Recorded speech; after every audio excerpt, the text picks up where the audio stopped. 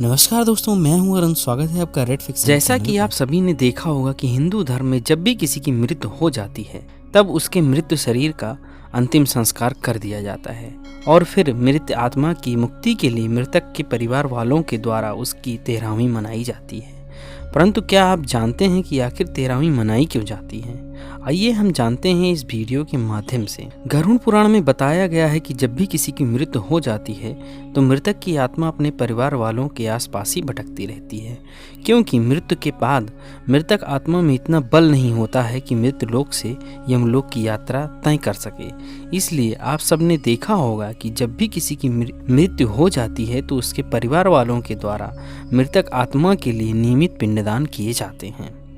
गरुड़ पुराण के अनुसार मृत्यु के बाद 10 दिन तक मृतक के नियमित पिंडदान किए जाते हैं, जिससे मृत आत्मा के विभिन्न अंगों का निर्माण होता है और इसी तरह 11वें और 12वें दिन शरीर पर मांस और त्वचा का निर्माण होता है।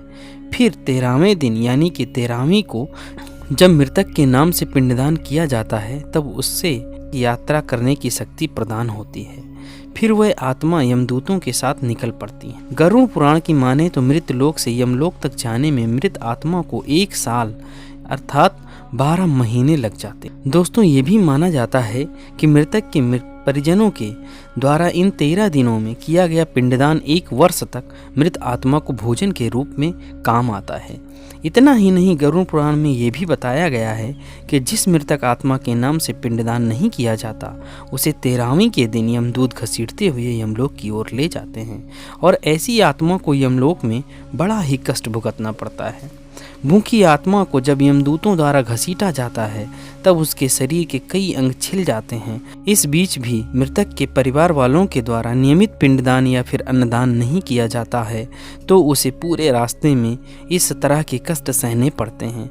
परंतु यदि साल भर के अंदर मृत आत्मा के पिंडदान या फिर अन्नदान कर देता है तो फिर उसे यमदूत घसीटना बंद कर देते हैं, क्योंकि पिंडदान में आत्मा को बल मिल जाता है और आत्मा अपने पांव पर यात्रा करने आरंभ कर देती। इसके अलावा गरुड़ पुराण में ये भी बताया गया है कि 13वीं मनुष्य जीवन के 16 संस्कारों में अंतिम संस्कारों का एक अंग है।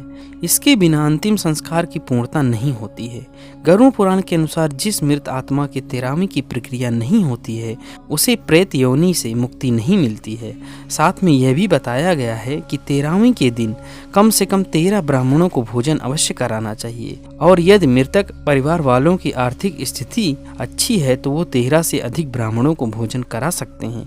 13वीं के दिन ब्राह्मणों को भोज कराने को मृत्यु भोज का नाम दिया गया है। मिलते हैं ऐसे ही बेहतरीन जानकारी के साथ, तब तक आप अपना ख्याल रखें।